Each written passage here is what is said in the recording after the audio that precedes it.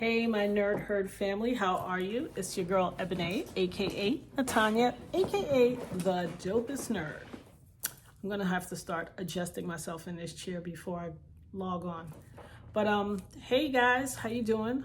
Welcome back to the dopest nerd for yet another one of my diatribes. There's so much going on in the world. I mean, how could you not? Like, literally.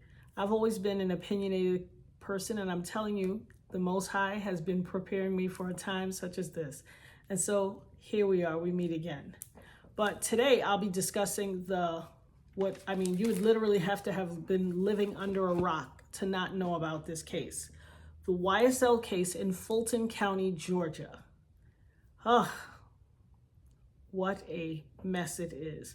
However, we will continue to watch as it continues to unfold. But for those of you who are not familiar, the YSL case is a case of, in May 2022, Jeffrey Williams, aka Young Thug, a recording artist, and 27 others were arrested on a 56-count sprawling indictment under Georgia's Racketeer Influence and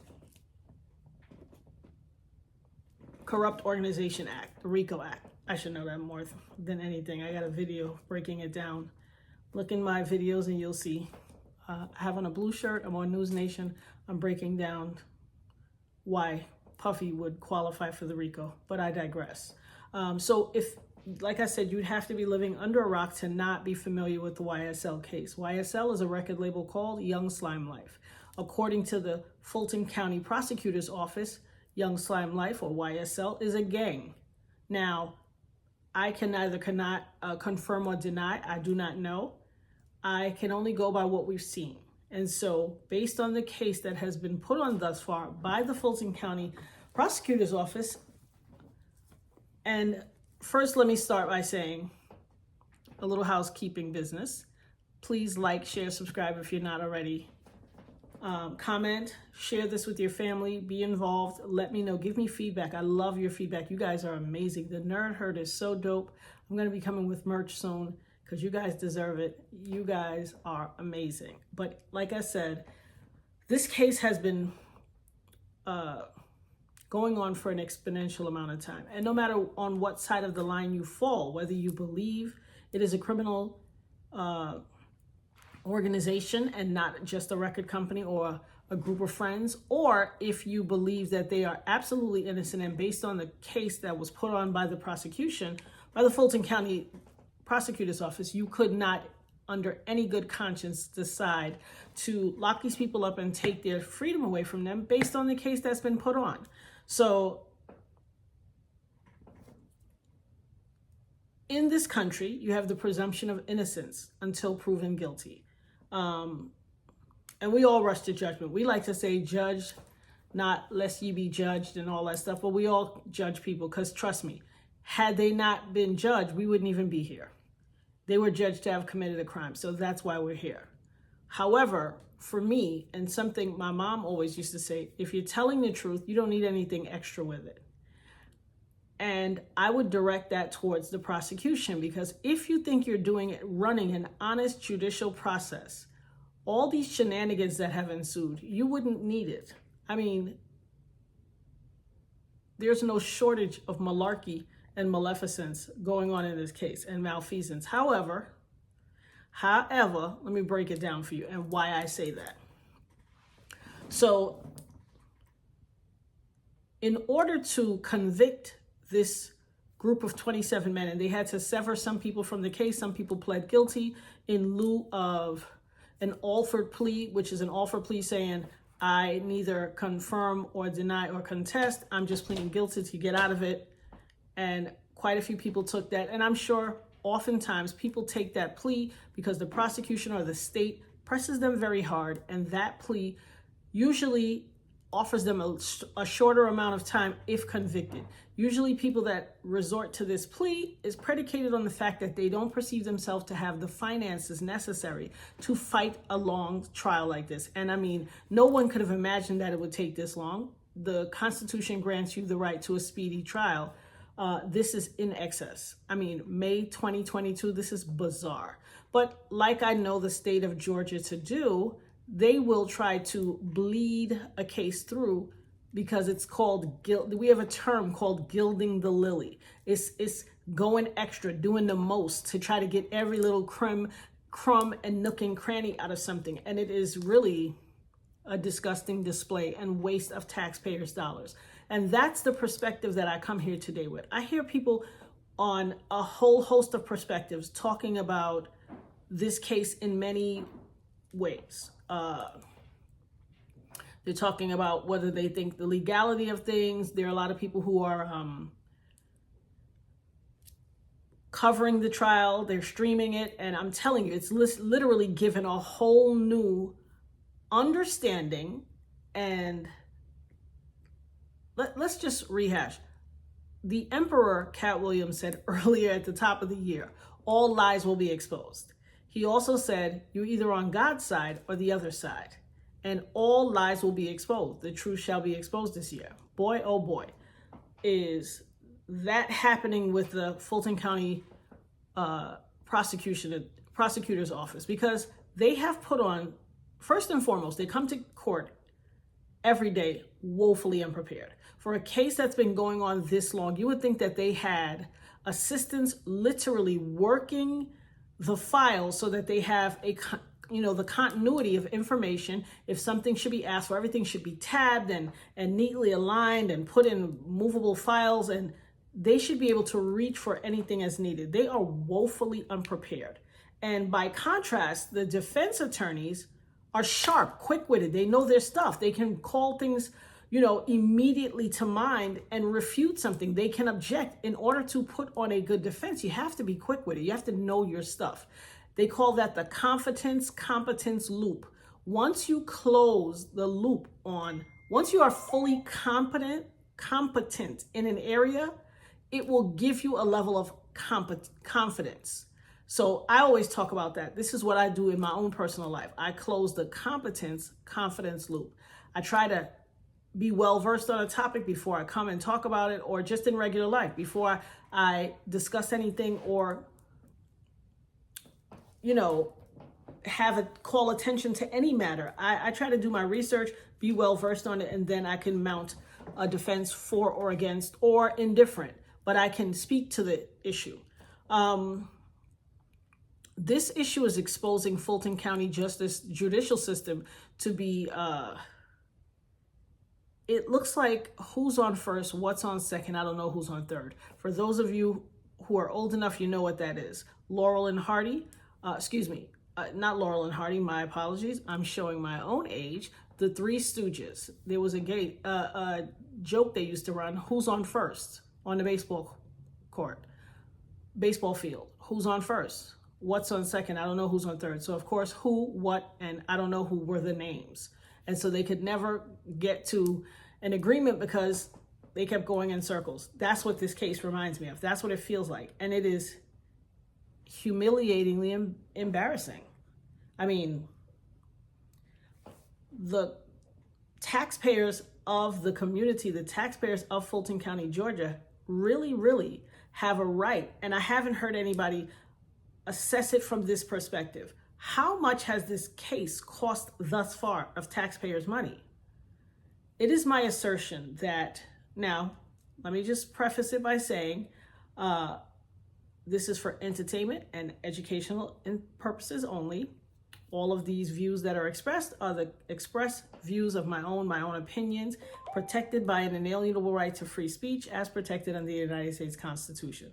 Now that I've gotten that out of the way. How much of the taxpayers' money has been spent on this case thus far?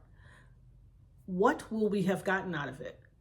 It is my assertion that, so we know the initial judge was Judge Glanville, who, excuse my French, was doing a piss poor job of this case. Horrific. He clearly came in and was biased, presented himself to be biased, showed that, spoke negatively about the defense attorneys in front of the jury time and time again, made false equivocations, just did too much. I mean, incredibly too much. The fact that and then Georgia has this problem of the individual overseeing themselves. It's not unlike Stacey Abrams running for political office against Kemp. He was the elections commissioner. How could you be in charge of the elections and running for the governorship at the same time? Like, do you not hand over your term, or in day-to-day election operations, should you be involved? Is that right? Because there was some questionable tactics done during the election between Kemp and Stacey Abrams while she was running for governor. And it was painfully obvious to everybody in Georgia, predominantly Fulton County, but in Georgia, we knew that shenanigans were occurring. You could go to the local polling places, and I promise you, there would be relatively almost 1,000 or more than 1,000 people in line and 4 machines.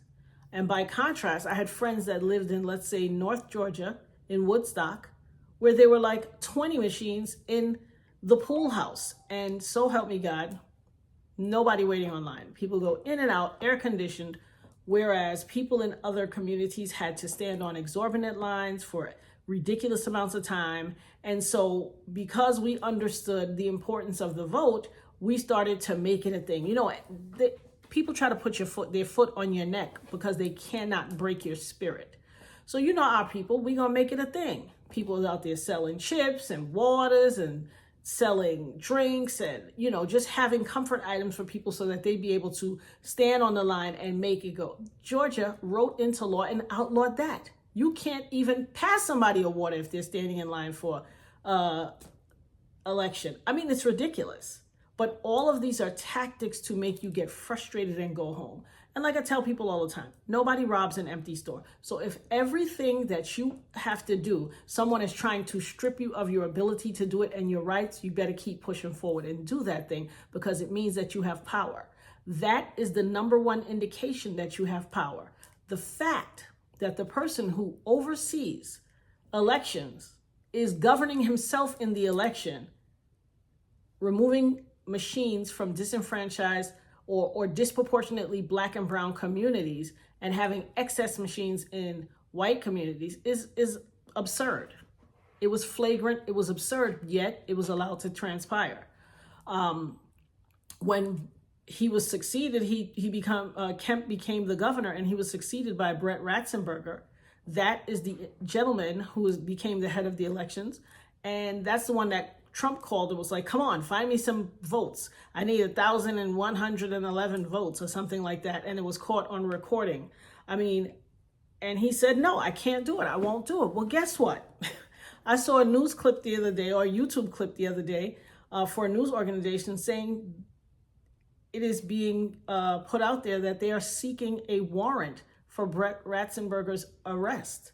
Because, and to me, listen, this is the old Republican establishment making sure they do their petty, get their lick back.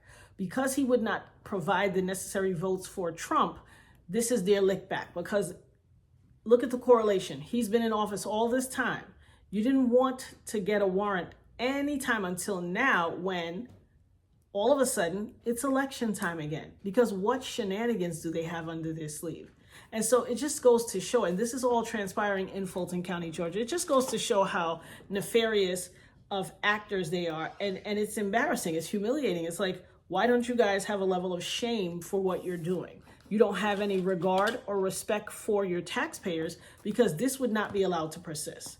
And so based on the research I've done, it is my understanding that Judge Whitaker, the replacement judge, she is not the second judge, she is the third judge.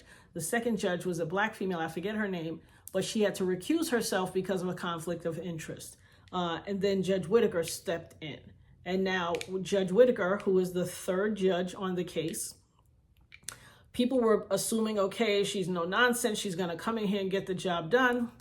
And based on what I've seen, nothing could be further from the truth. Now, there are some people who are following this case, and I've watched their streaming platforms very, very much, because it allows me to follow, and they give a lot of insight. There are a lot of legal people, a lot of attorneys, a lot of people that work within the legal field that follow those sites, and they give a lot of commentary, which helps break down some of the things that we, unless you're a legal beagle, you don't know some of these things. And so it allows you to understand it, breaks it down, and allows you to comprehend it on a more palatable level. I watch Dear Woke Christian. You guys look for that channel and go follow them. I also watch Cuff Boys. I think they're great. And Big Said. I just love their commentary. There are a few other ones, but these are the three that I particularly find amusing and interesting. And I like how they, deal with the coverage. I'm impressed by their coverage. So it's my understanding based on, it's my assumption, my understanding and opinion based on this judge's future endeavors. It is her desire to someday be on the Georgia Supreme Court. Now, it's a very rigorous process, and you don't want to have anything that looks like a blight on your name or on your record in order to ascend to that highest level of, judicial placement in the state of Georgia. So it is my belief that is why this irreparably damaged case is continuing to go forward at the expense of the taxpayers of Fulton County. Now, that would mean that based on her own personal desires of someday ascending to the Georgia Supreme Court, she is allowing a case that is irreparably harmed to continue, because to create a mistrial would create a stain on your illustrious reputation and career. However, because this case is so woefully damaged, in my opinion, I don't think there's a jury that would find these people guilty based on the case that the prosecutor's office has put forward. I mean, District Attorney Love, boy, you know me, I like to say, how have you added value? I try to stay as positive as possible. So what I'll say is, bless her heart. Professionally speaking, I find her to be, and I mean this with all sincerity in regards to the representation that she has been displaying for this since 2022. I'm not exactly sure of the months, but it's 2 years. I find her to be, professionally speaking, a turnoff. I'm turned off by her conduct. She seems very conniving and petty, and, there's a term, a right fighter. You want to win at all costs. You don't care if it's right or wrong. You want to win at all costs, and she'll stop at nothing. Just all of the dirty tactics, the ex parte meeting, and by contrast, the secret ex parte meeting, which they found out that there were multiple secret ex parte meetings, but the ex parte meeting in particular that occurred on June 10th through June 12th or whatever, and which June 12th is my birthday, so that's why it stands in my head. But where they took Woody, who is the prosecution's star witness, who is an admitted liar, who tells you over and over again, who is redundantly stated irrefutably, I can't recall anything I told the police. I lied to them. I tell them whatever they want to hear to get out from under there. Who is, and let me just say, based on videos that I've seen of him, of podcasts he's done recently, he seems to be a very endearing person. His story is touching, to say the least. He has a rough story. He said that his grandmother's house was the trap house and his mother's house was the trap house. And so I don't have to tell you what kind of upbringing that will expose a child to. And if your parents' house is the trap house, or your mama and your grandmother's house, and you have a bunch of cousins and there's a lot of fathers absent from the home and there's tons of kids, and I think his mom had quite a lot of kids, and as well did his grandmother, it's my belief, don't misquote me. Well, I don't want to misquote it. But from what I understand, it was less than stellar environments that he grew up in, and a lot of these co-defendants. And so we already know the systems in place keep their foot on your neck to keep you from thriving, as is what's happening in this case. This young man has said over and over again that, and it's clearly displayed based on the amount of footage. It seems like the detectives picked him up for everything. And this is what he alleges. He said, anytime something went down in the hood, in Mechanicsville, in that area, the cops came and got him. And so they thought he was either their automatic informant. And typically when the cops have a relationship with informant, it's a paid relationship. We haven't heard anything about any type of paid relationship. So basically what they were doing was harassing this man. They were harassing him and pressing him. And what's crazy is, by Woody's own admission, there were a lot of things he has done wrong in the past, criminally speaking. It so happens that there is a very vital part of this case, which is the murder of someone called Donovan Thomas, which is a much reported and discussed part of this case. And it is alleged by the prosecution that Young Thug and his group had something to do with Donovan Thomas being killed by way of either ordering it or facilitating it. Which is odd, because the contention is that Woody may have had something to do with the killing of Donovan Thomas. And so how are you taking one person that you know is guilty of definite crimes over here and excusing those crimes for the express purpose of getting this guy over here? What kind of sense does that make? If you have someone that is admitting repeatedly to crimes, and not the least of which is Woody has been in and out of jail. He has definitely served time. He's been in and out of jail, and has had quite a go at life. And he seems relatively young to me. He's had quite a go at life. What I will say is, based on the podcast that I've seen of him recently, it is his assertion that he wants to live a good life, but that the state, these are past deeds. These are occurrences that occurred back in 2011, 2012, 2013, 2014. These are all past deeds. However, they are beholding him to this narrative of all these misdeeds in the past, and the fact that he has served time for these things. And our Constitution and our laws say that if you commit a crime and you are found guilty or adjudicated and you go to jail, you pay the price, you have paid your debt to society. And when you come home, you should be left alone to live according to your own free will. Georgia is very probation heavy, so they like to keep people on probation. Now, whether or not he's on probation at this moment, I can't remember. However, they would violate him in the past all the time. Tactics used in this trial, you cannot compel somebody against their will to incriminate themselves or to testify. The Fifth Amendment of the Constitution provides protection against self-incrimination. It is AKA, I plead the fifth. You have the right to remain silent because anything you say can and will be used against you in a court of law. So you can invoke your Fifth Amendment protection and is not to be regarded as an acknowledgement of guilt. It is just saying, I have the right to be quiet and I'm going to invoke that right. I'm not going to answer your questions. I'm not going to participate. I'm not going to self-incriminate, which is the law. This is how the laws of the state are written. You don't like it? Go to school, get your education, go in politics and fight it and rewrite it. If you're not going to do that, that's what the laws are. So we have to take it or leave it. However, he is invoking his Fifth Amendment right as he is constitutionally protected to do so. And they were removing his right to do so. They literally, he admitted on a podcast, DJ something or other, I forget. He's out of Chicago.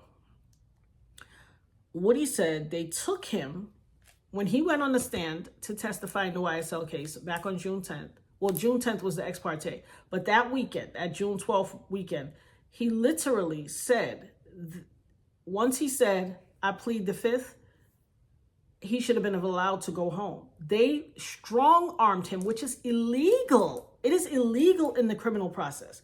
They strong-armed him and said, they granted him immunity. Let me put that on the table. They granted him complete state immunity against self-incrimination or anything, basically telling him in his testimony, while he testifies, if he admits to any crimes or anything, he could never be prosecuted for that.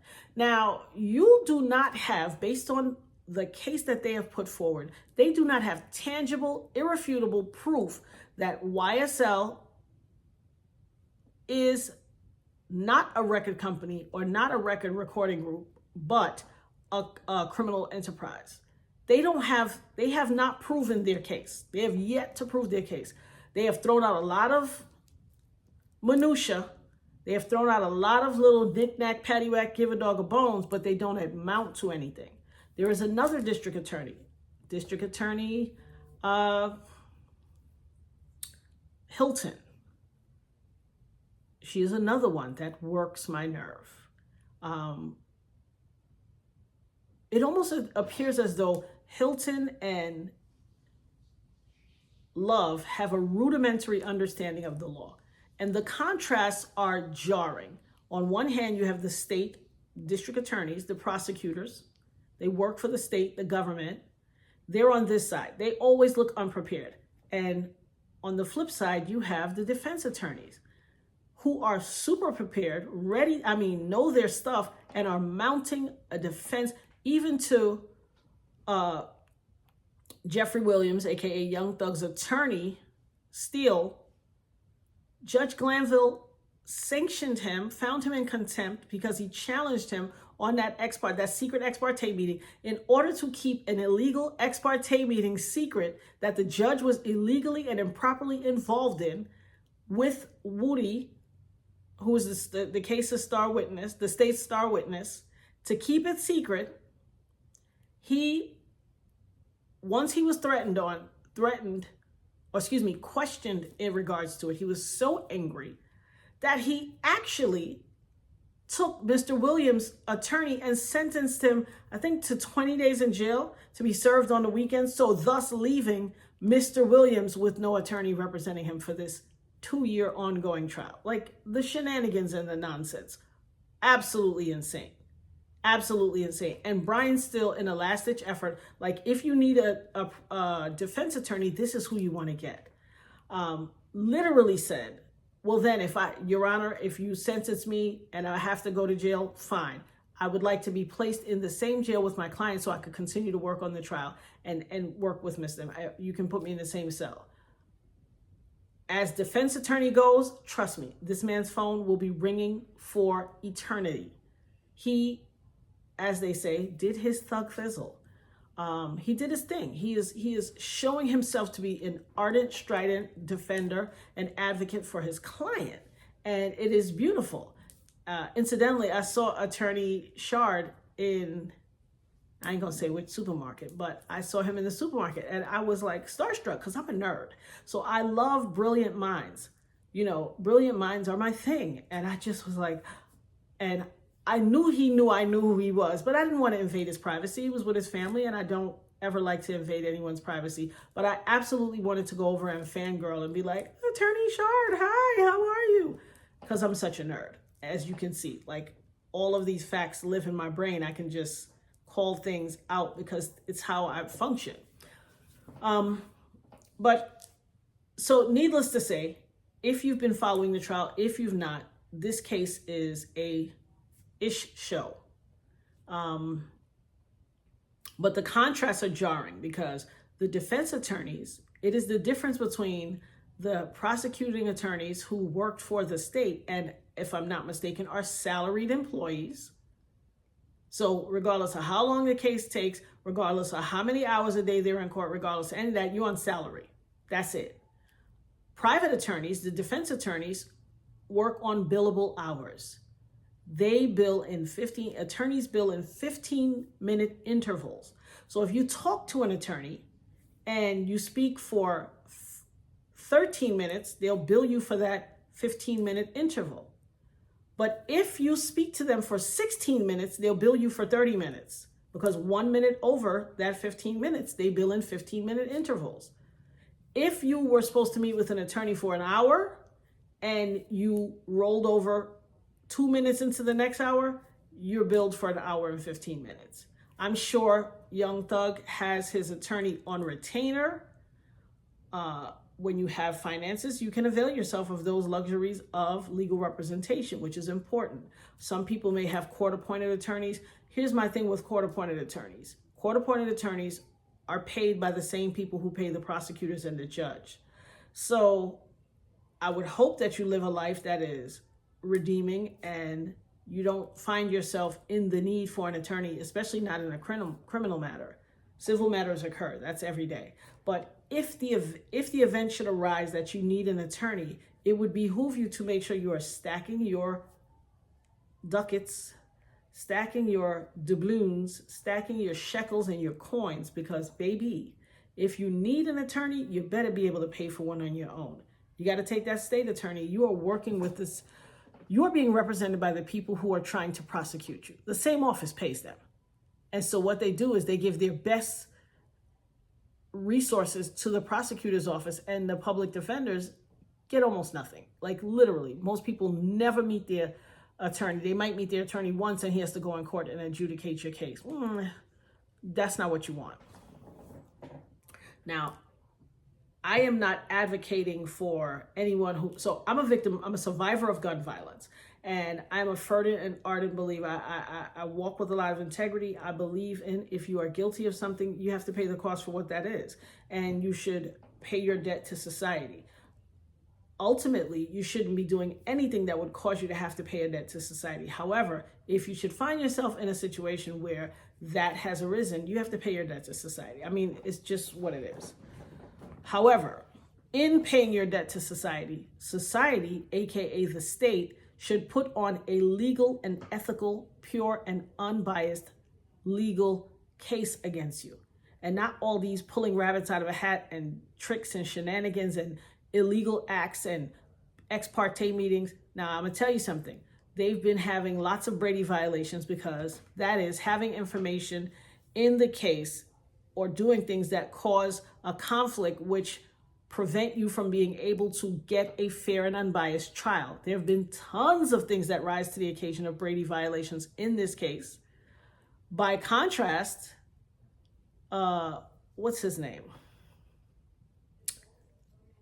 I forget his name right now. He's on Saturday Night Live from New York. Baldwin, his case was thrown out because of Brady violations. His case started well after YSL trial.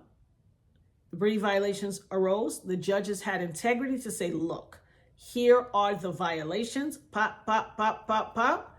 You have failed to provide a fair and unbiased legal defense, or you have interrupted the process for Mr. Baldwin to have a fair and unbiased prosecution against him, for which he would have his attorneys mount a defense because his rights were violated. This case cannot go on, and thus it has to be a mistrial with prejudice, which means it cannot be brought again because you have improperly biased this person and they can't get a fair trial. Unfortunately, that should have happened a million times in this case, and yet they won't. They would much rather waste the money of the Fulton County taxpayers. Now, trust me, Fulton County taxes are not by any means cheap. They are not. And it is unfair to tax us so heavily and take, taxes have to be apportioned. In order for taxes to be legal, they have to be apportioned. I mean, they take money from you and everybody, and then they put it in a big pot and they evenly spread it out for the entire community. And it's supposed to be put in this big pot and spread out so we all can benefit from it. How are we all benefiting from the wasted finances for this YSL trial? How much has been exhausted in financial resources since May 2022, mounting this horrifically flawed trial? There's only one way that the jury can truly find, and that is an acquittal. Do I want somebody who is guilty of a crime to be put on the street? No. But do I want my judicial system and the justice system coming up here and using shenanigans and petty tactics and dirty deeds to prosecute someone? Absolutely not. Because guess what? That's an unclean hands. In this country, we have something called the unclean hands doctrine. If your hands are dirty, you can't come seek remedy and relief from the court system against me with dirty hands. A good example of that would be a drug dealer. Excuse me, officer. Hey there, officer. I need your assistance, sir. I need you to arrest this man over here. He's a drug dealer. Now, I know I'm a drug dealer, but this is my corner. He thinks he's going to come on my corner and sell drugs. Can you arrest this guy? You see how ridiculous that sounds? Well, that is what's happening with this case. They have unclean hands. They are doing dirty deeds, committing flat out crimes, and wanting to do it for their advantage so that they can win over someone else that they claim to have committed crimes, for which they have very, very little and shaky proof. And then how could you use someone who is a world-renowned liar, who has said over and over again, I'm a liar. I lie. That's what I do. I lied to the cops. I don't know what I told those cops because I literally will tell the cops anything to get myself out of a situation. I understand when systems are against you, and I'm not saying it's right. I'm saying I am not going to judge this person for the life they've been forced to lead based on the fact that I know they have systemic oppression in their lives by organized systems that are in place to keep them down. To keep them down. Like, let's be honest. I saw Woody say on a podcast, they asked him what's the highest grade level he achieved. He said, listen, I wasn't really going to school in the 7th grade, and they still sent me to 8th grade. That's what he said. And I believe that he was on Woody vs. Woody, which is his channel now, which he's learned to monetize, and I'm happy for him, because what this will do is give him, sometimes God will take something that's bad and make it for good.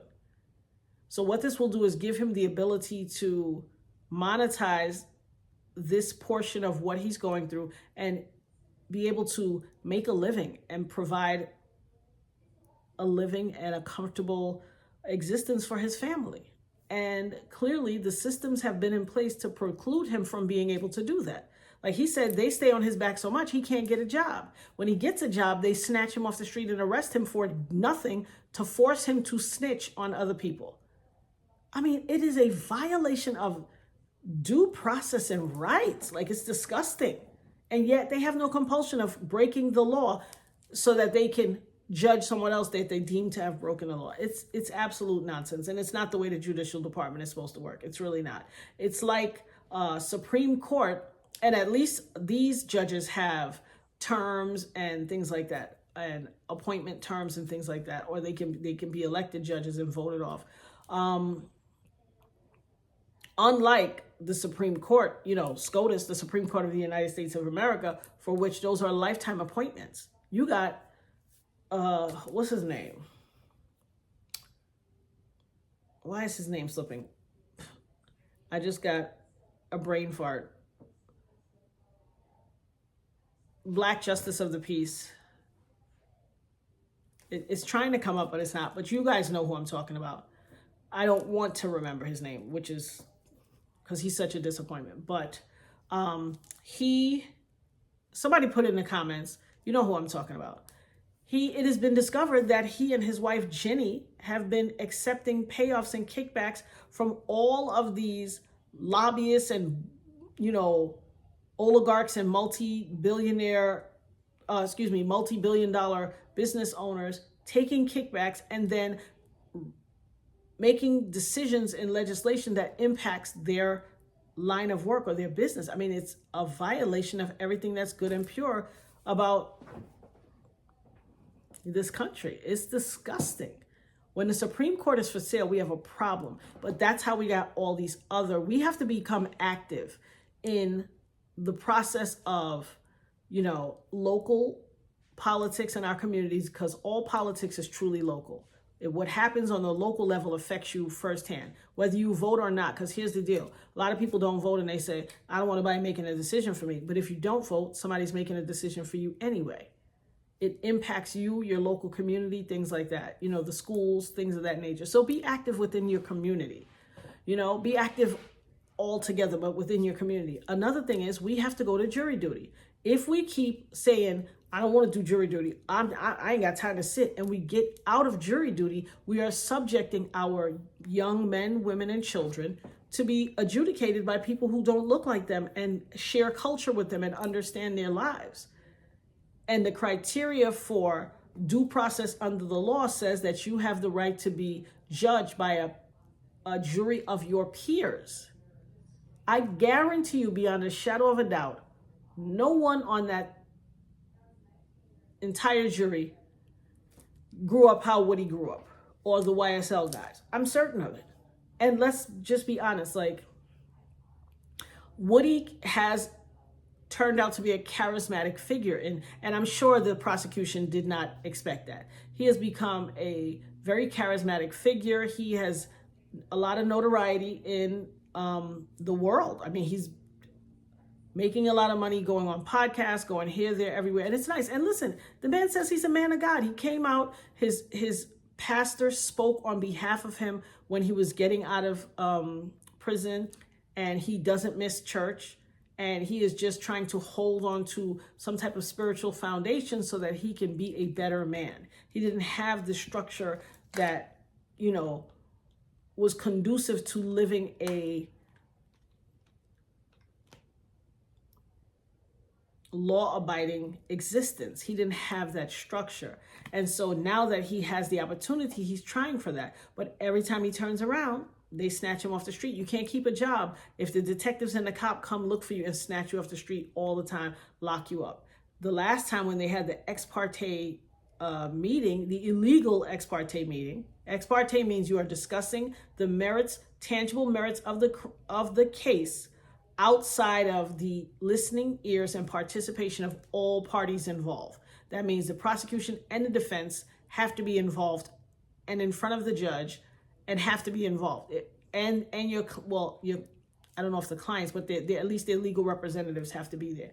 If you leave one party out, you are illegally prejudicing the case, and you are not you're not conducting an impartial trial. And that's why this whole ex parte meeting is of such great importance. Judge Whitaker, I'm not particularly pleased with the job she's doing. And, you know, like I said, I'm a good reader of energy. She does this little chuckle thing. It comes off as a condescending chuckle. I've heard her make rulings based on, oh, that's not going to matter. That doesn't matter. You're not of the culture. You don't know. I've heard her say, make rulings on things that she's like, oh, it doesn't. I'm sure it doesn't mean that. Yes, it does mean that. And you cannot juxtapose the word crew, gang, my clique, my friends, my posse, my whatever. She is making these all synonymous with gang. It's not okay. It is not okay. They're not all synonymous. I mean, B-boy crew is a breakdancing crew. They're not out here shooting and killing people. They were a group of people that had carried a huge piece of linoleum with them simultaneously and a big beatbox and wore Lee jeans and Pumas and Adidas and, you know, and got together in a quorum and and did breakdancing. Not like the breakdancing that was in the Olympics. That was foolishness, and I will do a video on that. Absolute foolishness. That was a case of I'm just call it what it is, white supremacy and Columbusing and a whole lot of things. I'm going to do a video on it because I'm very disgusted about it. And it was just overt and flagrantly disrespectful to our culture and everything. But that's what happens when people don't respect your culture and, you know, have at it and have their way with it. But I digress. That's for another video. In order for the law to be redeeming and to function in the capacity with which it was created, it has to remain pure, balanced. It has to remain integrity-filled. It has to remain unbiased. And anytime you go too far on one side or the other and you deviate from staying in the middle where the scales of justice are balanced, then therein lies a problem. And I cannot endorse the job that's being done here in Fulton County. They've wasted 2 years of taxpayer money. And listen, the case is not even over yet. It doesn't have any sign of being over yet. And there are still other indicted defendants that are not in this trial. It's 26 total. I think right now there's probably about, 7 or 8 in the courtroom. It's absurd. Absurd. They're woefully unprepared to try all the other cases. And what they've done is, for all the information and the evidence they've tried to put forth of this criminal enterprise, which really looks like a circus show. And those detectives that were on the video surveillance footage, interrogating Woody and the other guys, my gosh, they look like the Keystone Cops. I mean, when I say a piss poor job, a piss poor job. It is humiliatingly embarrassing. I'm ashamed. And but now here's the silver lining in all of this. Young dudes in the street that would have never even considered to spend their days watching the live streaming of a court case, or seeking to understand terms like ex parte and Brady and this and that. And people are getting a understanding of the law, and this is a crash course in understanding the law. First and foremost, let me just say again to anybody out there, this is for all of us, whether you consider yourself a law-abiding citizen or use a straight thug. Don't speak, no pun intended. Do not speak to the cops. They're not your friends. Everything they say to you, everything they ask you is against you and not for you. It is to mount a defense against you, to be able to take your freedom. I don't care if they call you witness. I don't care if do not speak without an attorney. Hire an attorney and allow them to do their job. There is an old school saying that says, an attorney that represents himself has a fool for a client. Attorneys need attorneys. So don't you walk up in there and think that you are equipped to handle the nuances to interacting with the police and speaking and killing your opportunity to get a unbiased due process and case against you, or case mounted against you. We have to let attorneys do what they do. We have to stay out of the ensnarement of prosecutors and cops and all that. But we know those are systems set out to target us. Yes, I said target. Yes, target us. And you can't always avoid them. So it would be prudent if you did speak. The first and only thing you should be saying to a police officer that encounters you is, I need my attorney. I plead the fifth. I need my attorney. You get your phone call and you plead the fifth, and you wait for an attorney to represent you, because most of the things you'll find is cops don't know the law. They don't. I've had to check cops on a multitude of times. I will stop and see a young man pull over, and I've had to check cops and tell those young men, do not allow them to search your car. They cannot search your car legally without a warrant. What is the probable? Ask them what the probable cause is for them to have pulled you over, and they are not allowed to search you without probable cause. It's a violation of your constitutional rights. Invoke your constitutional rights. Tell them you want an attorney at the scene. Now, one thing I will say is, don't try to fight and adjudicate the case on the side of the street when the cops got you over. Don't. You'll never win against them. These are petulant people who were the kid that was bullied or pushed over, or nobody wanted to be his friend, or he used to smell like cat and wet leaves, and he didn't have a lot of friends. That's who's signing up for the police department. These are people who are the guy who killed Sonia Massey. These are not people with even temperament and stuff. No, these are emotionally dysregulated people who got a chip on their shoulder, a lot of anger in their heart and their mind and their spirit, and they want to kill somebody, or they want to be somebody's boss. You know that old, you're not the boss of me? They think they're the boss of everybody. We have to beware. We have to steer clear of these people. it is not going to work well for you. Do not try to fight the whole case on the side of the road. Preserve your life so that you can have a time for an attorney to plead your case and take care of that. Don't try to fight it on the edge of the road. You won't win, because they would much rather take your life. They want you to force the situation so they can have any reason to take your life. And I don't want this to happen to my people. We've seen enough. We've had enough people endure this. I had a few more points that I wanted to bring home, and then I'm going to end this. And if you haven't subscribed yet, while I'm getting my notes together, by all means, please subscribe, share it so that your people can see this, and comment and tell me what you think about what I've said. Give me your feedback, give me your opinions, and also future topics that you'd like me to discuss. So like I was saying about the judge allowing this trial to continue so that she doesn't besmirch her own illustrious career to have mistrial and all that stuff on her record, which would probably tarnish her judicial reputation at least, and preclude her from getting a seat on the Georgia Supreme Court.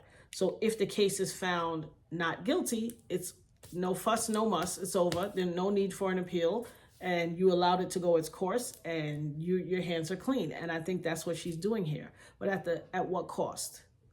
Are you foregoing your financial obligation or your consideration, the state's consideration to the citizens of Fulton County, and the exorbitant amount of money that's been, for what I have to say, wasted? I mean, the prosecutors are such lazy attorneys. They're so lazy. They don't even come to court prepared. I mean, it literally looks to me, while this case is going on, if the judge says, oh, do you have the pictures of such and such and such, or do you have case file number? Oh, you know that thing we used to do when we were little and you didn't do your homework? You'd be turning the pages in your notebook. You know you ain't did your homework, but you turn in the pages, and then you go over here and you're like, no, not that book. And you turn the pages, and then when the teacher stand over your shoulder, you be like, oh, not this book. And you go in your bag and pull out another notebook, and you flipping pages. You know you ain't do your homework. Just man up and say, I didn't do my homework. No, you will keep flipping pages like the teacher's dumb. Teacher not dumb. She know you ain't do your homework either. Well, that is what attorney Love, DA Love, and Hilton do. They're always shuffling pages. And I forget what the white gentleman, the attorney in between them that works for the prosecutor's office too, I literally have never heard him say a word. His body language reads like, oh, I can't wait till I get out of here. These two jokers, I told them not to prosecute this case. And here's another thing. I would be remiss if I did not mention Fonnie Willis. Now, this is a sensitive topic for me because I personally know Fonnie Willis. I used to do speaking engagements with Fonnie Willis. Yes, before she became district attorney of Fulton County, I used to do speaking engagements with her. I have pictures. I'll put them right here, I think, or somewhere. Have my daughter input them. Yes. The Fonnie Willis that I knew back then was a sincere, sweet, level-headed, down-to-earth single mom that was just, an ardent representative for the law. She was an attorney. She loved the law. She wanted to do right. I think she was a defense attorney. And she loved what she did. That was the Fonnie Willis I knew. She was all about right and protecting people's rights and things of that nature. And I don't understand how things... Now, this is no judgment to her because, like I said, I can neither confirm or deny her involvement, this and that, but the speculation, the conjecture, the speculation, the innuendo is that she was involved with Donovan Thomas, aka Nut, who is the person who unfortunately lost his life, and for which a large basis of this case is based on, that they were somehow involved. Like I said, I don't know this. I'm not even calling this my opinion. I am saying this is what is out there in the blogosphere. This is what the netizens are saying, that she was intimately involved with Donovan Thomas, and he was unalived, and this is her version of advocating for her boo. Now, I don't know if that is in fact what it is or that is the case. I don't know. I am saying this is what is being said in the blogosphere. That on top of the whole special prosecutor in the Trump case and being intimately involved with him, and I will reserve my judgment. What I'm saying is it doesn't look good. It doesn't look good. It appears, and I am not saying that this is what she's doing. Like I was saying, this is for entertainment and educational purposes.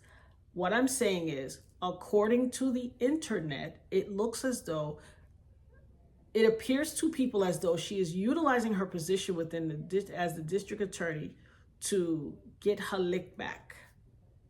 And it is her assertion, belief, and this is what's being said, that it is her assertion that Young Thug, aka Jeffrey Williams, and the other co-indicted co-defendants are responsible for the death of Donovan Nut Thomas.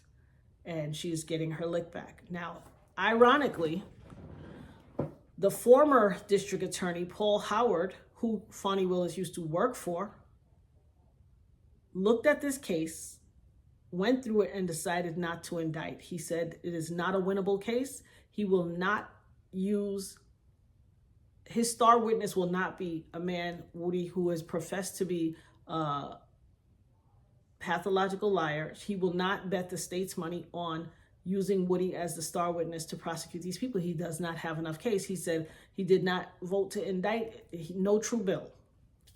No true bill, AKA we not doing this.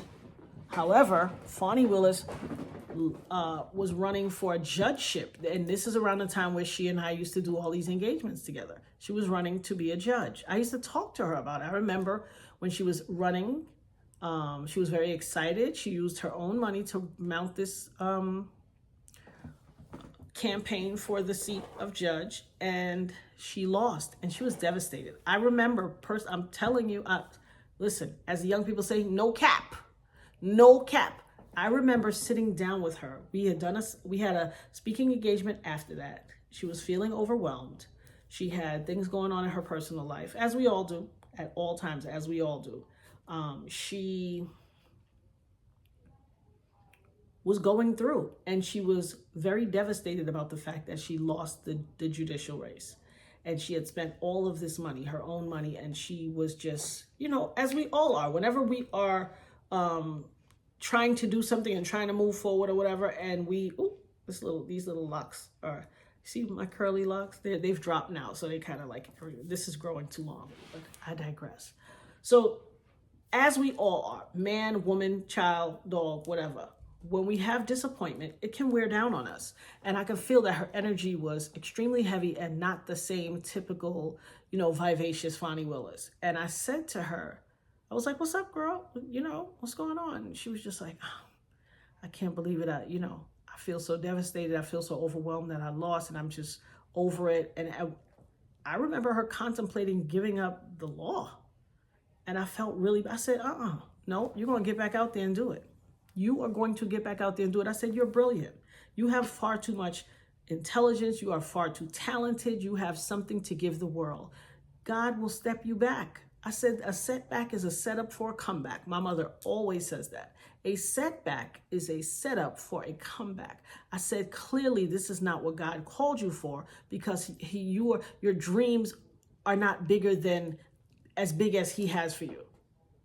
You have to dream bigger. What you were going for, God has bigger for you. And I was right, because the judgeship was just a Superior Court judge position, and she became the district attorney. Now, if you would have told her then that she would have become the district attorney, she probably would have laughed in my face. But I said, listen, girl, you are brilliant and bright. You are intelligent and talented, and you have so much to show the world. Stick with it. I said, go back out there, run again. Don't give up. Don't quit the law. Run again. I can remember the conversation. I could see us right now. We were sitting in Dr. F. Keith Slaughter's church in Fulton County, the Beloved Community Church. That is where the event was hosted. And we were sitting there and we were discussing a host of things. There were a few other ladies, a newly elected school board member, and a few people. And I mean, I can remember it like right now. Like I remember she was getting herself together. She was like, I gotta go because I'm going to an event. There was some type of City of Atlanta event going on, maybe a mayor's ball or some kind of thing. I don't know if it was a mayor's ball, but it was some big official event. And she was going to it and she was out of it. She didn't really want to go. She was feeling overwhelmed. And I said, no, you gonna go home. You know, she's a single mom. She had kids just like me. And I said, you're gonna go home. You're gonna get the kids together right. You're gonna find your babysitter or take them to mama or whoever. And you're gonna go and enjoy yourself. She showed me her dress that she's supposed to be wearing. It was a phenomenal conversation and a phenomenal talk. And she did. And I was so happy for her when she continued to pursue. And she ran for DA. I was happy for her. Listen, I promise you, as the young people say, no cap. I was, excuse me, Trusty Dusty's sidekick, could you bring me my fan, please? The private summers are coming back up on me. Now, I done told y'all about these private summers. They nothing to play with. This is called, as they call it back in the day, in our grandmother's day, the change. You know, all of that. But this overwhelming heat will overtake your body and it feels like you are in a towering inferno within your skin and your flesh. Would you be so kind as to bring me some very cold water? You guys get used to this fan. You hear? Just get used to this. This is a part of the show. Y'all see this wetness? And can I get a paper towel, please, darling? Y'all see this moistness? And I got on my MAC powder. But, like, I digress. I was so happy to see that she continued in her pursuit of excellence. And when she was running for DA, I was out there stumping for her. I used to be posting on socials every day. Vote for my friend Fonnie.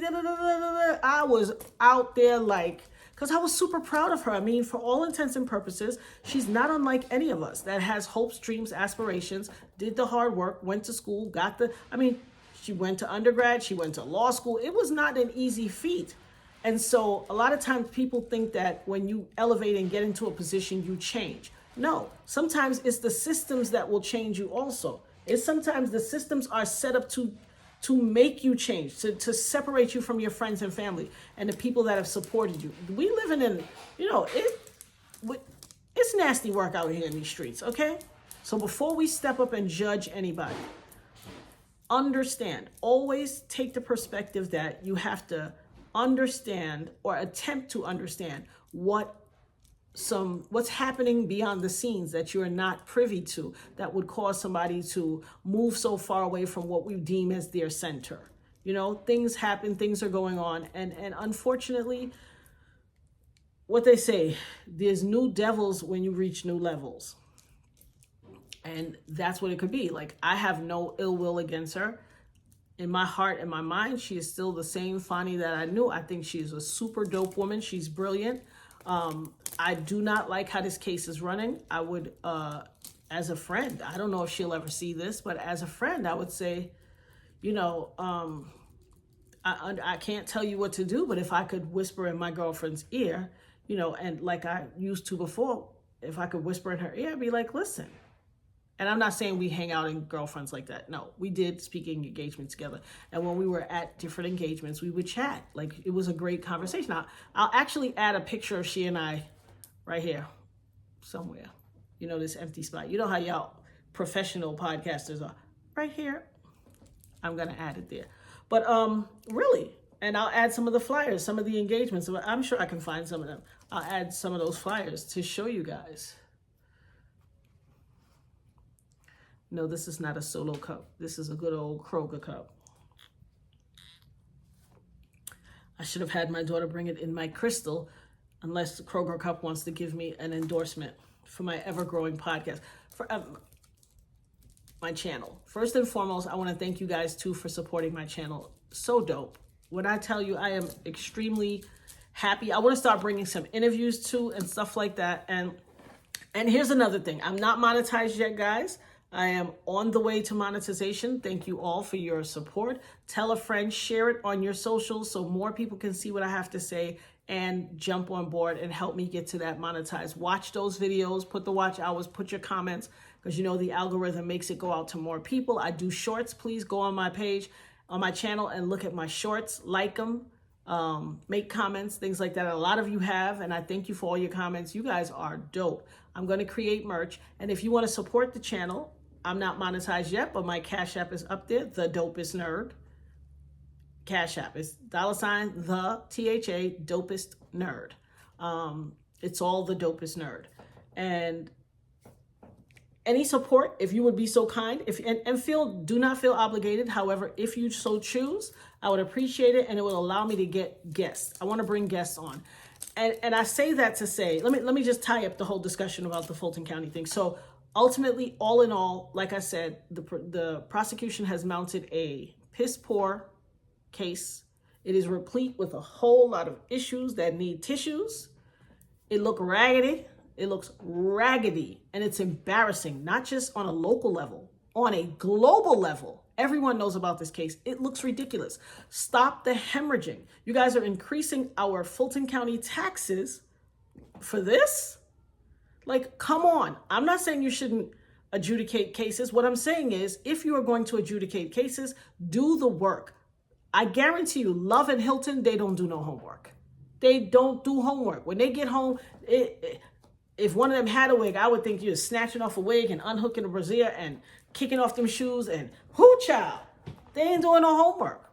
It's clear they're doing no homework. There's no preparation. When I say I've never seen two professional people so unprepared for work, and then I don't know if you'll ever see this, DA Love. Stop being a condescending manipulator. Stop it. You read, you lack situational awareness. You do not read the room. Your personality type says narcissist.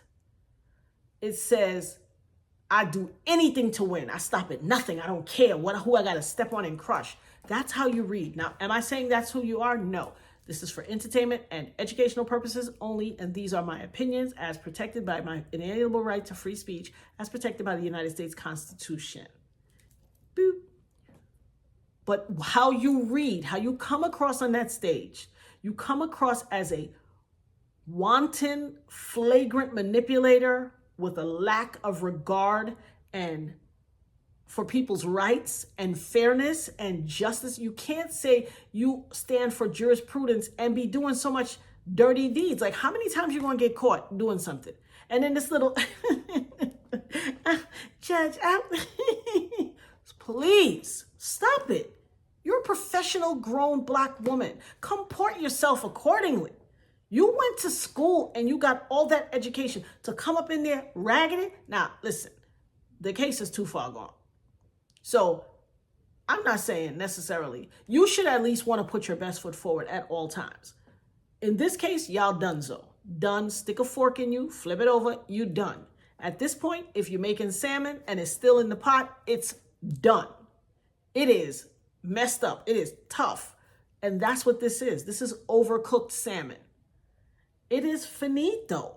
You can eat it. You can still consume it. But baby, that is going to be dry. A dry, nasty piece of salmon, but you could consume it. I mean, it'll give you something in your stomach. I wouldn't call it nourishment. And that's what this case, this YSL RICO case looks like. It looks like a shoddy job. It looks like, it is a unflattering representation of the judicial system in Fulton County courts. And what you have done is you have taught a whole host of people who never considered any legal processes or anything. You have given them an education. You will not be able to go to the hood and snatch guys off the street and interrogate them. You're finished. You're finished. I'm telling you, whatever your shenanigans are, over. You cannot tell somebody, oh, we're going to give you immunity. You just say anything. Nobody's going to believe you. Nobody's going to believe you. They're not. You have impugned the integrity of the office of the district attorney of Fulton County. You look raggedy. Not even raggedy, raggedy. This case is donezo. Stick a fork in it, it's done. However, moving forward, you should take some time. Perhaps Fulton County needs to sponsor a retreat for its ADAs. Assistant district attorneys, sponsor a retreat, send y'all out to Wusa. Send y'all out to get some homeostasis, chanting. Be better people. Meditate on your own. If Fulton County, because I mean, y'all done squandered this much money. So if you had to take a little more money to do a retreat, not nowhere or elsewhere, somewhere local in the mountains of Georgia, do a retreat, and you guys have to get back to center. And then you have to first get back to stop being a right fighter and wanting to win at all costs, because you are committing crimes in the name of justice. And that is flagrantly, listen, that is a flawed sense of justice, and it cannot and it will not stand. You are going to subject, and I would advise anyone who has been, perhaps we should call for a moratorium on any cases that ADA Love and Hilton have worked. Anybody that you've worked with, and that Judge Glanville, because that is one corrupt guy. You have literally destroyed your entire judicial career trying to be a blowhard and a show-off for this trial. You look unscrupulous, man. When I say unscrupulous, I'm talking, remember them unclean hands I talked about? Baby, you out here looking like you got mud on your hands, like molasses, filthy, just a sticky and a gooey and No, I would call for a moratorium on Fulton County court cases. Anyone who has had their case litigated by ADA Love and Hilton, y'all better call y'all attorney and ask them to send an appeal, or you want a moratorium for them to look into the merits of your case and to see if any of this shoddy work has been done, any of these illegal tactics have been run on your case, and seek a appeal and get your case overturned. Because trust me, one thing I know, my mother always said, practice make perfect, honey. Complacency breeds contempt. If you do it and get away with it, you will always do it. And this case highlights that y'all always do any old thing. And you have gotten attorneys that let you, and what I was talking about before with the election, Brett Ratzenberger or Kemp overseeing himself for the election, it's the same thing in this case. Glanville is the chief judge. So he was filing, he was judging motions to have him recused. He was like, no, I find that all the merits have been met. I'm not going to recuse myself. What? How you going to oversee the decision for yourself? You foul. You should want to always have the appearance of integrity in the justice system. If you're willing to do dirty shenanigans, like, come on. You're killing the integrity of the case and people's belief in the system. I'm telling you, if any of y'all see my live and you have been subject to a case being tried by ADA Love or Hilton, baby, y'all, like I said, y'all better get y'all a refund. Get a refund. Because have your attorney file an appeal, have them look into this, and maybe I'll write the bill for a moratorium to be filed on the judicial system, the justice system of Fulton County. Now, I don't want no problems now. Now, don't be pulling me over and doing all kind of foolishness. What I am doing is utilizing my First Amendment and inalienable rights to free speech. I am espousing points of view relevant to this case and this topic. Do not be targeting me. And if you start targeting me, Attorney Shard, Steele, I probably can't afford you. Not yet. However, Shard, and not saying that you're any less, all of y'all, I'm coming for y'all because you guys the defense is doing a phenomenal job. Phenomenal job. Kudos. But if anybody harasses me, trust, I will go back to that same supermarket and look for you because I'm going to need some help. And some people will be rubbed the wrong way for this conversation, but listen, I'm all about the truth, and it's the truth, and I'm standing by it. What I have to say is, let's see. Ultimately, whatever decisions that have been made as to why this case continues to move forward. I think it is people that have pie in their face and they don't want to admit, they don't want to say, okay, I was wrong. We judged wrong. We erred in this decision, and they don't want to get out before it's too late. They want to save face. Glanville is the chief judge. So this lady and all the other judges, he's their boss. They work at the behest of him. And nobody wants to call out their boss on live TV. It's televised. I mean, we can see what you guys are doing in this. Attorney Love, DA Love, my girl, you got to get it together, boo. You out here looking. And Hilton, you come off as so... Like if I heard you say, I supposed to have went to the store, it wouldn't shock me. That's how you come off. It's... No. For my Haitians out there, c'est pas bon. For my Trinis, I know what's going on with you, Gil. For my Jamaicans, that nah run right, sir. That nah gonna make it. For my Americans, or my Black Americans, that ain't it, boo. For everybody, it's not giving. As the young people, it's not giving.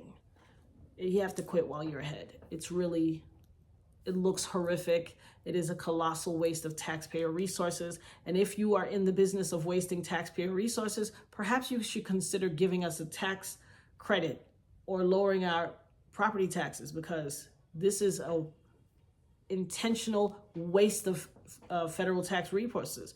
These funds are apportioned, which means they should be used for all of us, and this has been a waste. No one is benefiting from this, because if the case is, as I suspect, for all intents and purposes, especially based on the case that has been presented and it's been televised, so anybody can go back and look and go over the videos and see, it's a horrible case. However, and let me finish this point. They should quit while they're ahead. Anybody can go back and review, and don't take my word for it. Go back and review and watch the trial. It's been televised. They're on day like 118, 120, something of the actual court case. Go watch it. Go binge this weekend and just watch it. You are going to be astounded at how flagrantly they violate the law while standing in judgment of other people that they said violated the law. You cannot make this up. But it's some Georgia-ish now. I will say that. It's some Fulton County, Georgia-ish. You guys have to do better. If you want to hold your citizenry to a standard by which you want them to comport themselves with tact, decorum, and inside the letter of the law, you too have to do that. You cannot display wanton disregard for the law while standing up representing the law. It just is not going to work. You have given an education to a group of young men and women who probably typically would not be interested in this. They are watching and studying every day. Please know that your shenanigans that you've gone on with for time immemorial, that date is come and gone. It's over. For all you out there, make sure you do not. If you find yourself in a situation where you are confronted by the police and you have to answer to some legal such and such, make sure you say, invoke your Fifth Amendment rights to silence and say, I would like an attorney. If you have an attorney, you call your attorney. If you don't have an attorney and you are indigent, an attorney will be provided for you. I prefer, if it wasn't from the state, sometimes they also have attorneys that do pro bono work. And perhaps for all you defense attorneys, get your pro bono hours up. Get your pro bono hours up and take these cases. There are going to be some indigent people that need legal representation. Now, one thing I will say is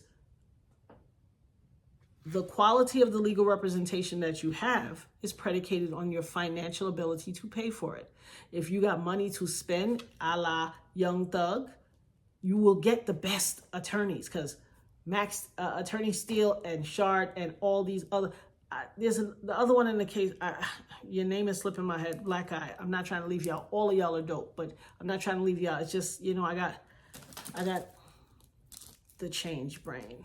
Charge it to my head and not my heart. But all of you guys are amazing. The entire defense suite of attorneys, even the ones that I've never heard say anything. I just know you guys are doing a great job, and kudos to you.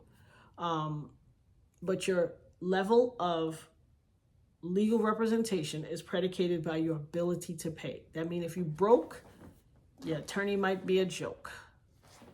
But if you got that Skrilla, your attorney is going to be illa. Anyway, I can be a little bit silly in case you guys haven't noticed. But I will say, to sum this all up, like I said, I have to say that I'm just not feeling very proud of Fulton County right now. And like I said, I don't know if y'all Fulton County people end up coming across this video and you see me. Do not try to harass me. I'm a law-abiding citizen. Leave me alone. I am simply exhausting my right to free speech. And what I'm saying, take this information as constructive criticism. Like, do better. You know, because right now you're not displaying your best self. You gotta do better. This ain't it. But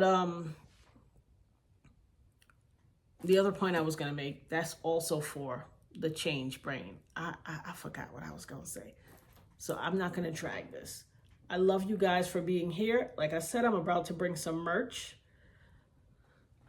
You know, the nerd herd, I'm gonna bring some merch. Because listen, being smart is cool. Being smart is cool. And we gotta get on that. It's okay to be brilliant and show it. It's okay to be insightful and delve into deep conversations about things outside of just your regular mundane social stuff. It's okay to discuss thought-provoking topics. It's okay. Gone are the days where people be like, girl, ain't nobody trying to hear all that. I don't want to hear all that. No. Have those conversations. It'll make you better for it. Learn something. Watch something you wouldn't typically watch. You know, do a language learning app and learn another language. Enrich your brain. Keep those synapses firing. We living in a world with all this impure food and all these, I am just getting all these systems against me, ain't I? Listen, the food industry in the United States of America is not for the benefit of your mind, body, soul, spirit. If you think all these packaged, processed, impure foods are for your best self, you're living in a bubble. You're sadly mistaken. These things cater to the decline of the brain. Early onset dementia, early onset Alzheimer's, all these things are connected to how many heavy metals we have in our body and all those things. And you need to make sure that you are putting pure things into your body. You need to get on top of, you know, we need to stop saying, oh, the doctor said they say I'm supposed to have sugar. No, what they're saying is that you have the potential for diabetes and your body does not actively regulate your insulin and the sugar intake.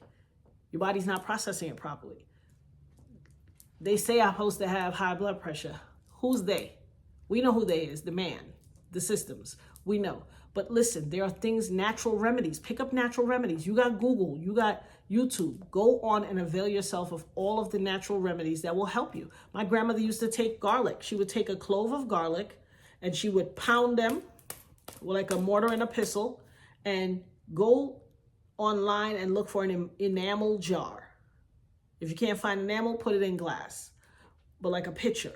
Don't use that for anything else but your garlic water. If you have high blood pressure, crush your garlic, pound it in a mortar and a pestle. A mortar and a pestle is that round kind of bowl that has a stand with it, and it has the wood thing that you jam the thing in to crush things. It's called a mortar and a pestle.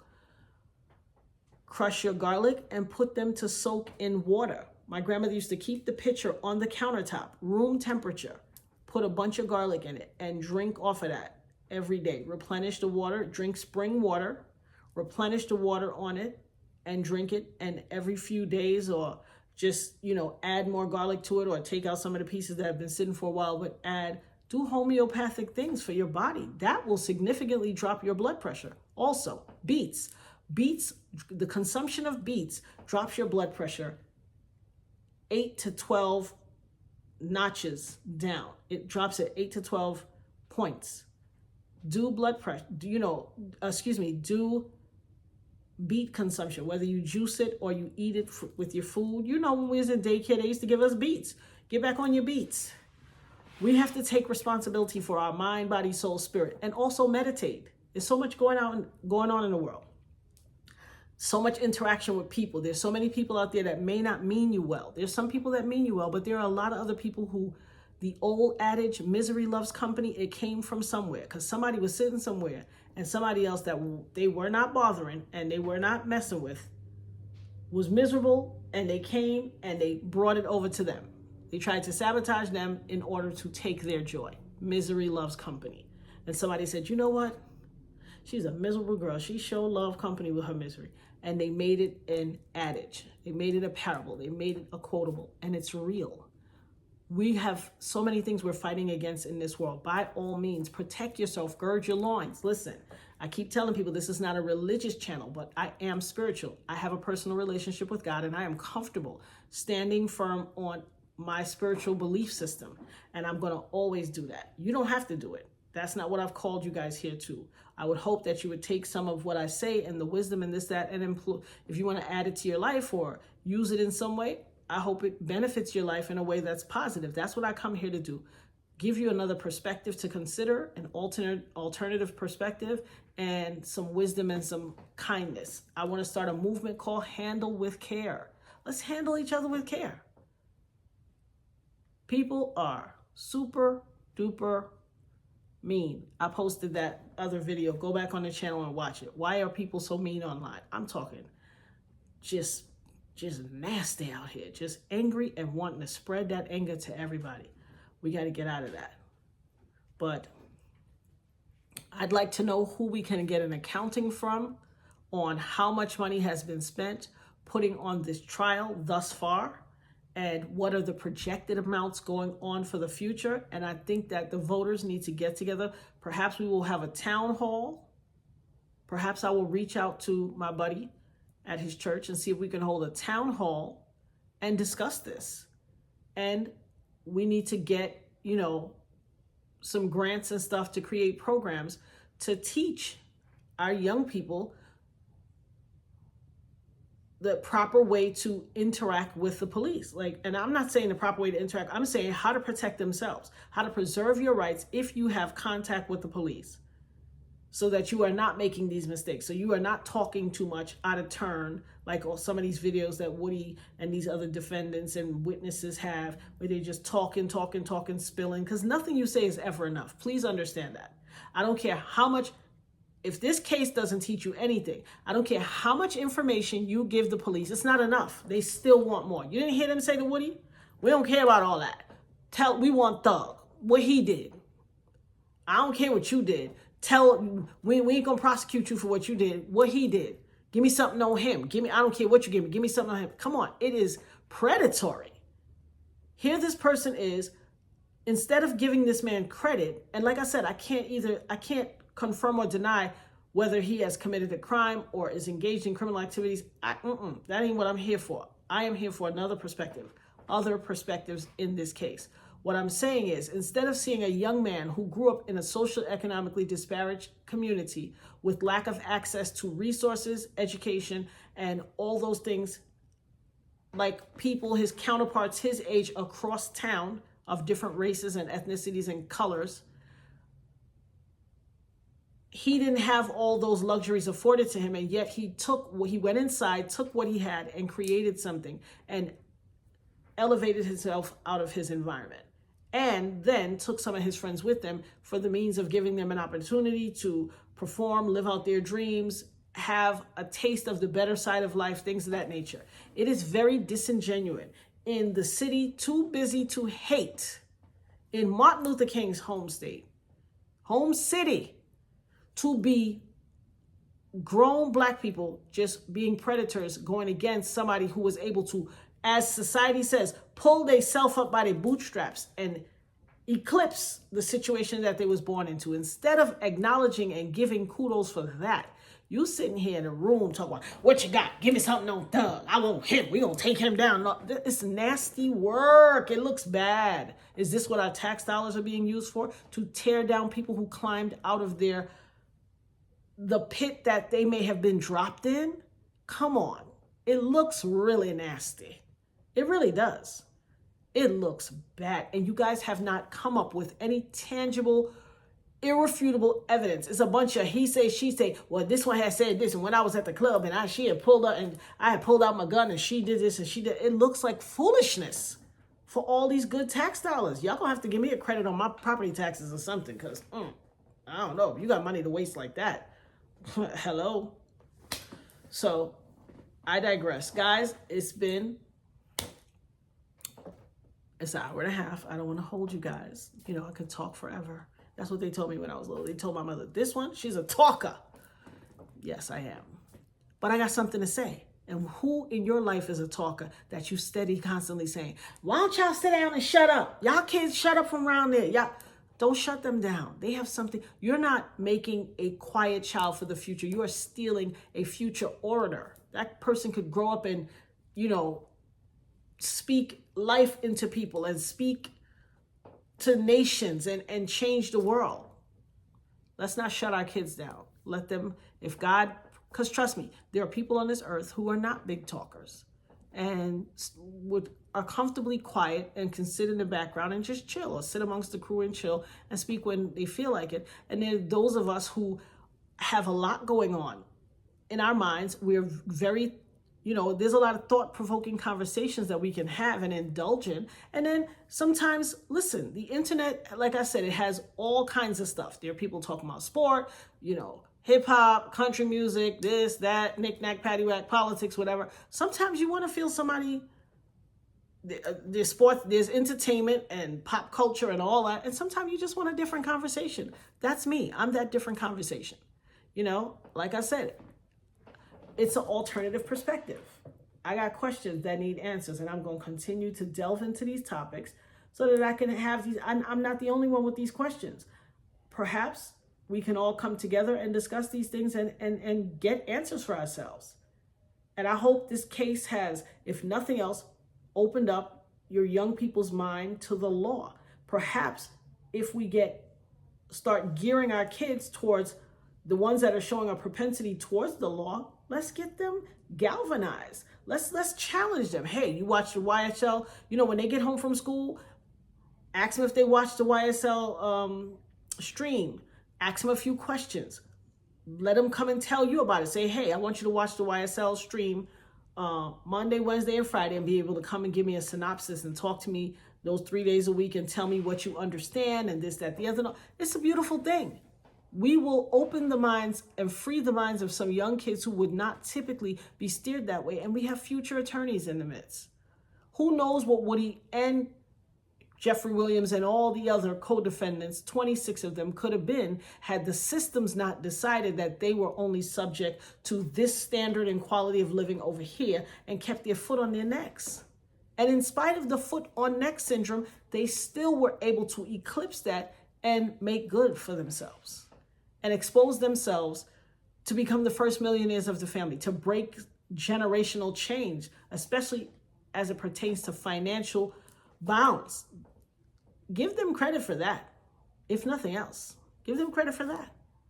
Am I sanctioning criminals? Absolutely not. That's not my thing. I don't do that. But I would hope that this trial and how they treat y'all and how little regard they have for you and how they will stoop at nothing to commit crimes to disenfranchise you from your rights, I hope it teaches you guys, you young people out there, something, and you turn and go on another path. Guys, that's it for this topic. Please leave comments. Let's have a discussion down in the comments section about what you think about what I've said and things of that nature. As always, definitely leave comments about topics that you want me to discuss in the future. Like, subscribe, share. If you want to support the channel, my Cash App is up there. You can. I want to be able to bring people on. And here's what, that's what I was going to say. I know what I was going to say.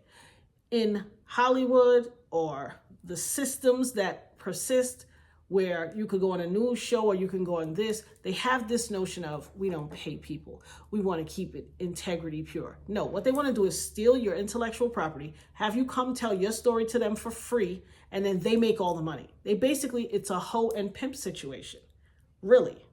And I think it's disingenuous and it's disrespectful. I'd like to be able to bring people on to come on and tell their stories and have their say and have them, and be able to give them an honorarium and say, hey, you know what? This is how we can support, the channel can support you. We'd like you to come on and tell your story.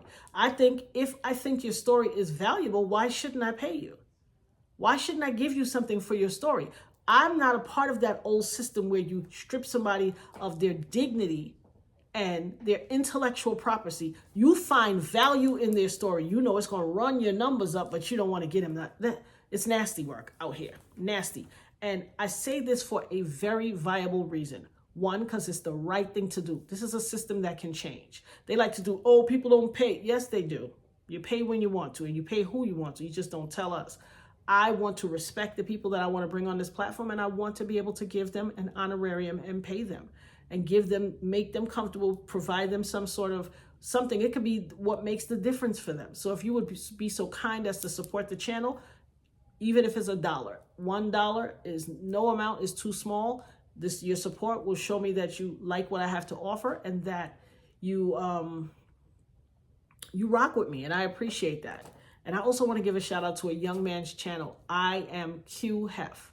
So it's the letter IAMQUEHEFF. He is another blogger. He does reaction videos on YouTube. Go look at his channel. He actually ran my story. I've been watching him since he started. It's been a little over a year. My daughter and I, we always watch him, especially me. And we were sitting in the living room the other day, and lo and behold, he has my story on his channel, and I see my face come on the screen on his platform. I'm like, what's the likelihood? I'm watching him, he watching me. So I was, touched by it. I was very touched by it. And I want to give him a shout out. I reached out to him because I'm so proud of the work he does. And I never expected to see my face on his channel, but he definitely covered it, and he covered it well. And I just like the young man. I really like what he's doing. And he reminds me of my nephews. He actually looks like the two of my nephews, two brothers put together. So that's kind of what I was like, oh my God, he looks like my nephew Nico and Saeed put together, both of them brothers. And he went to my oldest son's alma mater. I see his stuff hanging on the wall for his alumni. And I'm like, okay, I like this young man. Let me hear what he got to say. And he does his thing, y'all. So go check his channel out. Like I said, I watched the stream of the YSL case on Dear Woke Christians. I also watch Cuff Boys, and I watch Big Said. I think they do a phenomenal job. I really like what this is doing for them and enhancing their knowledge of the law. And I just think it's dope. And let's each one teach one. Let's support each other. It's enough for all of us. It's enough to go around for everybody. Now that's it, guys. I'm not going to hold you not a minute longer until we meet again. Nerd herd. Mwah.